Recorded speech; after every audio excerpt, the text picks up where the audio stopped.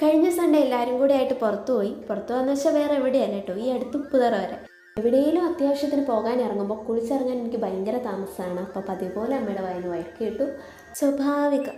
പൊതുവേ ഹോട്ടൽ ഫുഡിനോട് എനിക്ക് വലിയ താല്പര്യമില്ലാത്തതുകൊണ്ട് ഞാൻ വീട്ടിൽ നിന്ന് വയറ് നിറച്ച് ചോറുണ്ടിട്ടാണ് ഇറങ്ങിയത്. സമയമില്ലേ പോലും.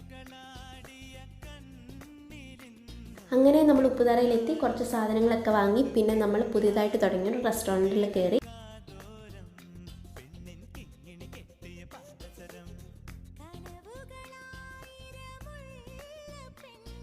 അങ്ങനെ ശിവയും അക്ഷയും ചാരുവും കൂടെ ഒരു ബിരിയാണിയും ഊണും വാങ്ങി. ഞാനും അമ്മയും കൂടെ ഒരു പൈനാപ്പിൾ ജ്യൂസും കൂടെ വാങ്ങി അവിടെ നിന്ന് ഇറങ്ങി. അത്യാവശ്യം കുഴപ്പമില്ലാത്ത ഫുഡായിരുന്നു.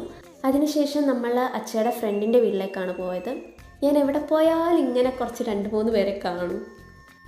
എൻ്റെ ഫോട്ടോ മാത്രം എടുത്താൽ മതി എന്നുള്ള വഴക്കിലായിരുന്നു അവർ രണ്ടുപേരും. സോ ഞാൻ രണ്ടുപേരെയും കുറച്ച് ഫോട്ടോസും വീഡിയോസൊക്കെ എടുത്തിട്ട് തിരിച്ചു വന്നു.